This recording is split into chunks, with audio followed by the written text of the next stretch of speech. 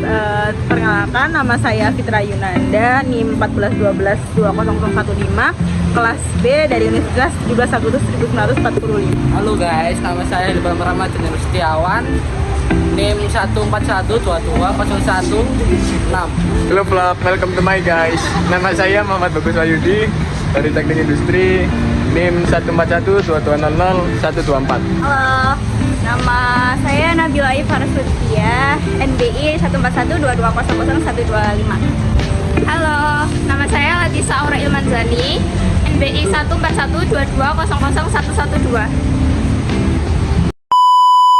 Kalian tahu nggak sih guys, kalau dalam sebuah jurnal atau karya ilmiah, terus novel, itu pasti terdapat yang namanya paragraf. Nah, untuk itu saya di sini mau wawancarai orang-orang dan mau gali seberapa jauh tentang pengetahuan mereka tentang sebuah paragraf itu apa, dan kayak paragraf itu apa, ciri-cirinya atau komponennya. So, jadi kita ayo wawancari orang di sini. Dan ayo. Apa itu paragraf? Nah guys, untuk pengawalinya kita mau cari tahu dulu nih, orang-orang tahu nggak sih apa itu paragraf, atau cuman kayak tahu dalam sebuah tulisan itu ada paragraf atau gimana? Jadi mari kita tanya dulu. Permisi Kak. Sebelumnya kita ada tugas video, boleh direkam nggak ya? Boleh. Oke. Jadi nama kakak siapa ya? Nama saya Ibrahim dari Kak Surabaya. Dari Kak guys. Jadi kita ada tugas video kan Kak tentang paragraf. Menurut kakak apa sih paragraf itu? Menurut saya gini ya Kak, tapi menurut pendapat saya aja ya Kak. Iya, dong. Paragraf adalah susunan beberapa kalimat yang menjelaskan suatu kalimat utama. Udah dulu Kak, menurut saya. Kakak ini tahu dari mana ya? Nah, dari posisi Oh, gitu.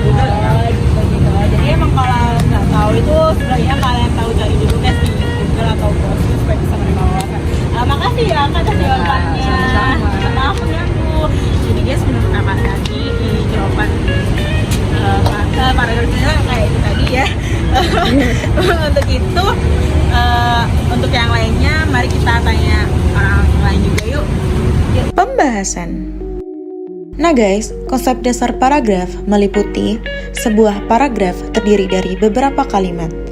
Paragraf ditandai sebagai satuan informasi yang memiliki gagasan utama dalam menyatakan suatu topik. Paragraf ada untuk memberitahu pembaca bahwa gagasan baru dijelaskan.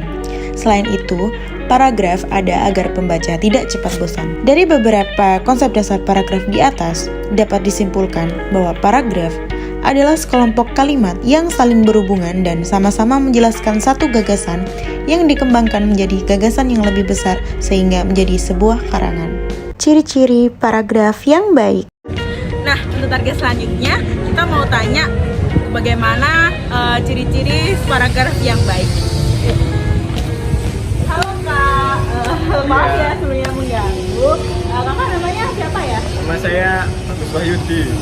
Jadi di sini kita ada tugas. Nah, menurut kakak nih ya, bagaimana suatu paragraf itu, kan pasti paragraf ada ciri-cirinya.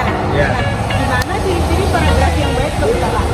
Kalau menurut saya Dek, paragraf yang baik itu tergantung dari lima paduan, yaitu yang pertama kesatuan, yang kedua kepaduan, dan yang ketiga konsistensi sudut pandang, dan yang keempat itu kelengkapan, dan ada juga yang terakhir itu kerunutan. Sudah, itu saja menurut Jadi saya. menurut kakak itu ya yang Iya, jadi Dek. paragraf yang baik. Kok tahu? Ini habis baca apa gimana? Oh, belajar Mas di kontak ini. Oh iya. Untuk itu makasih ya Kak. Iya, Maaf sama-sama. mengganggu. Pembahasan. Sebuah paragraf dikatakan baik jika mengandung 5 ciri, yakni kesatuan, kepaduan, konsistensi sudut pandang, ketuntasan, dan kerunutan. Yang pertama yaitu kesatuan, yang berarti berkenaan dengan pokok masalah antara paragraf satu dengan yang lain. Yang kedua, kepaduan, yang berarti paragraf tersusun dari beberapa kalimat yang padu untuk menjelaskan gagasan utama. Yang ketiga yaitu konsistensi sudut pandang, yang berarti penulis harus memberikan pendapat yang konsisten terhadap gagasan utama yang dibahas. Yang keempat, kelengkapan, yang berarti paragraf berisi kalimat penjelas yang cukup untuk gagasan utama sehingga bisa dibahas hingga tuntas. Yang terakhir yaitu kerunutan, yang berarti informasi disajikan secara runut sehingga pembaca memahami alur pemikiran penulis. Komponen sintaksis paragraf. Nah, untuk target selanjutnya guys, dalam sebuah paragraf itu pasti kan ada komponennya ya. Jadi aku mau tanya orang-orang seberapa jauh sih mereka tahu tentang apa komponen dari suatu paragraf. Ini sih kak, dulunya kita ada tugas video, boleh nggak kakak? Boleh, silahkan. Namanya siapa kak? Saya bisa. Ya kak Nisa. Jadi kan kita ada tentang video tentang paragraf. Ya menurut kakak apa sih komponen dari satu paragraf itu? Komponen dalam paragraf yang saya tahu itu ada 4 komponen. Yang pertama kalimat utama, yang kedua kalimat penjelas, yang ketiga kalimat simpulan, dan yang terakhir kalau nggak salah itu pemain antar kalimat di dalam paragraf. Jadi menurut kakak ada 4 komponen position ya? Iya. Kakak ini tahu 4 komponen dari mana? Waktu belajar bahasa Indonesia di kampus sih. Jadi emang pelajaran bahasa Indonesia di kampus gue itu emang penting guys, bisa kayak menambah wawasan juga. Makasih ya kak Iya, Nisa. sama-sama. Jadi guys, menurut kak Nisa tadi ada 4 komponen. Nanti kita jelasin lagi ya di akhir video. Jadi kita mau tanya yang lain. Yuk. Pembahasan.